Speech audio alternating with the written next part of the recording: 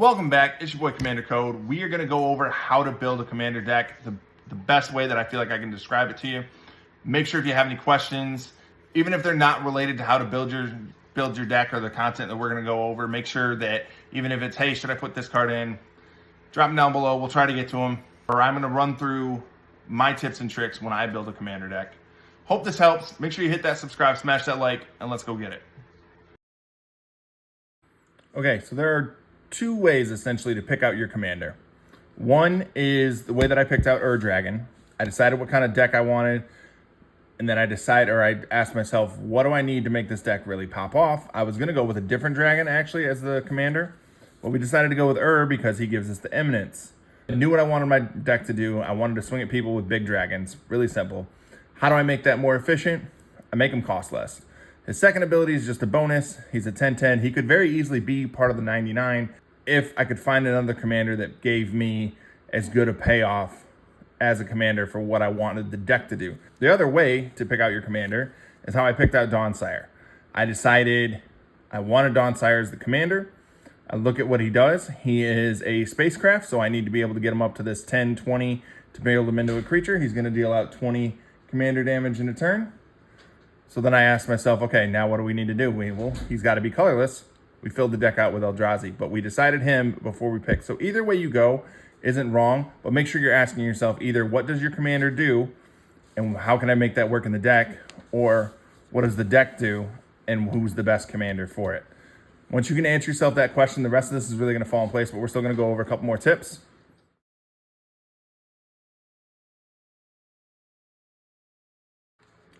All right, so how are you ultimately going to win? Should be the next question when you're building your deck.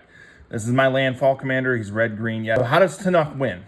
Obviously, whenever a land you control enters, Tefnut deals 1 damage to each opponent. If this is the second time this ability has resolved this turn, draw a card.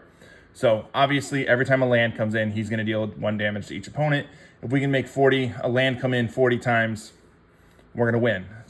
So we ultimately accomplish that by stacking our deck with cards like Azusa, who allows me to play 2 lands. Wayward Swordtooth allows me to play an additional land. Druid Class allows me to play an additional land, and it has a landfall trigger. Walk-in Closet allows me to play lands from my graveyard.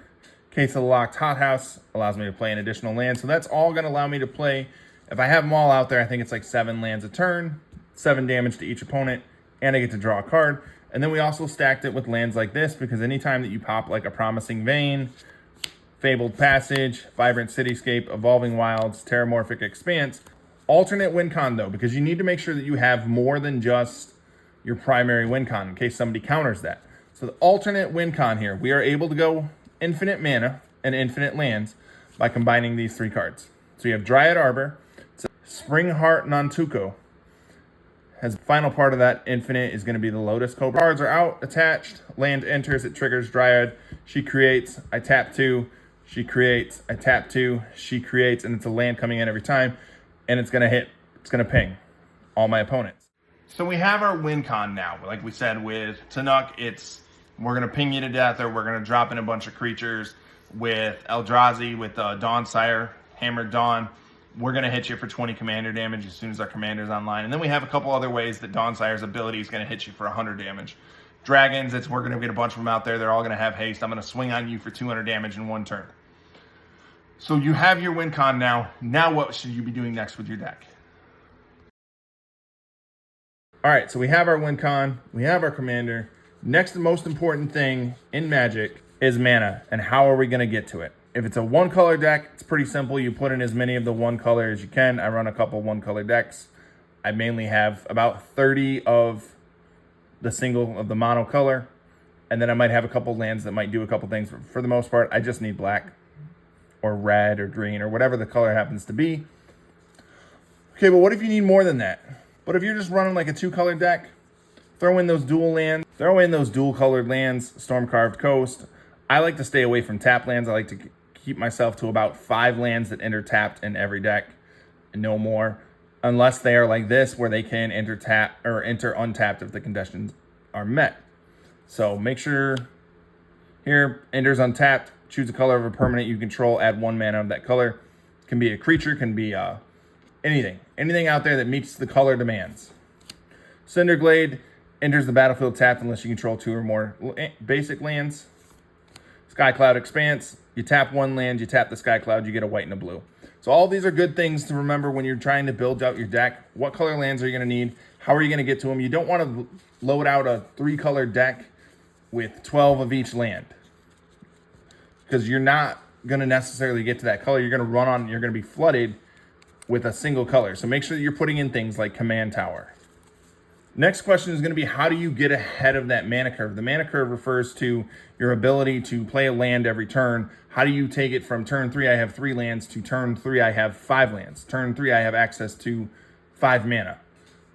Mana rocks. Make sure, I don't like a lot of mana rocks in my deck, but make sure that you put in enough mana rocks that you're being able to mana ramp ahead of your opponent. So maybe you can lay out your 5-cost creature before they even have their 3-cost creature out there, if that makes sense. The last question is going to be, how many lands do you need? A good rule for how many lands you need, I usually go with 32 for a monocolored deck, 36 for 3-colored or more, and then 40 if I'm going 5-color, or if I have a really big creature so I don't ever want to run into that mana drought. Ultimately, the land question has to be up to you.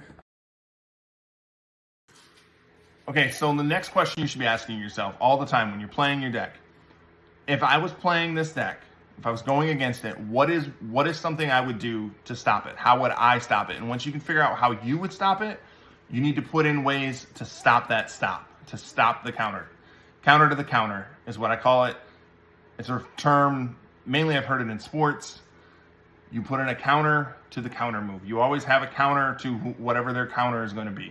We've used the word counter a lot. We are not sponsored by Counter. It is not our word of the day.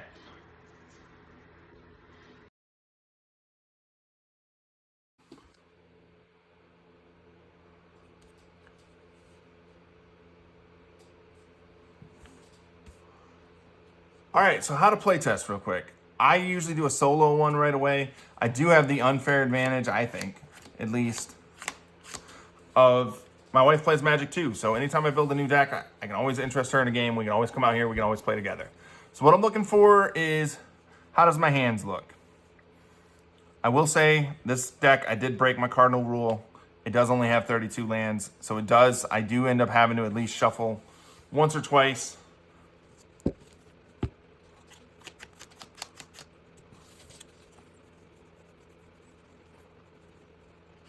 All right, we finally got to the lands. So to simple play test against yourself, we'll just go against 3 or 4 turns here, okay? So we're gonna put a land into play. Evolving Wilds, always a good turn 1 land. Sack it, go get myself a land. Turn 2, we're gonna draw.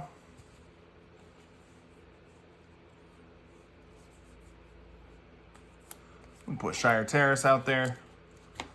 We'll tap, we'll sack the terrace. We'll go search for another land. Start of turn 3, we'll untap, we'll draw. We're doing all right. We're doing all right. We'll put in Myriad Landscape tapped. We'll put in Dragon Master Outcast. We'll go to turn 5. Turn 4, we'll draw. One tap, we'll untap. We'll use this chance to play Path of Ancestry. We'll tap 2, we'll tap Myriad Landscape, we'll go get 2 lands. We'll start out turn 5 and we're already ahead on land. We'll draw. We will tap 1 of each color. We'll get to play our commander, which is really what we're looking for. We're looking to see, do we have access to land? Are we able to get enough land out here? Can we get our commander out in the time that we expect to have him out? We're on turn 5. Aragorn is out there. We're 1 land ahead of the curve. We even get to scry 1. We'll leave that land right there. We're actually 2 lands ahead of the curve. Turn 5, we have our commander. We have access to every color that we need to play anything in our deck. That's a good play test. I do have the unfair advantage. My wife plays Magic as well, so I do get to play test without having to go out to groups. But just make sure you run through your deck a couple times. You're not looking to run through all 15 turns, but try to run through a couple turns and just make sure that you have access to the things that you need.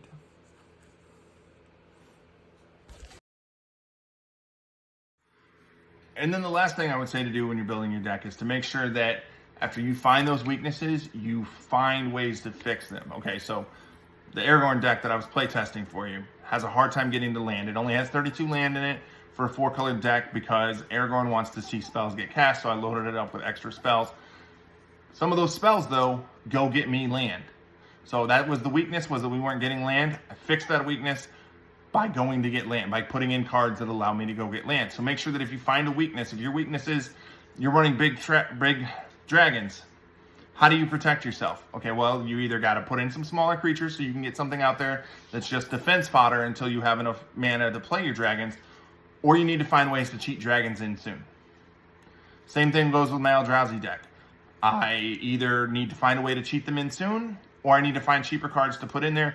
I find ways to mana ramp in that deck. I have a lot of mana rocks in that deck. So just make sure that once you find a weakness that you try to address it as best you can.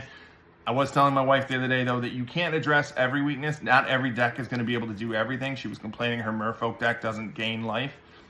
You'd have to take out some other things in order to make it gain life. But make sure that if you have a weakness, you have a plan for that weakness. That was our counterpoint earlier. All right, so I hope this helps building a deck. I get lots of questions when I go play at my stores. How do you build a deck? What should I do? So hope this helps. Make sure you hit that subscribe, smash that like, and we'll catch y'all next time.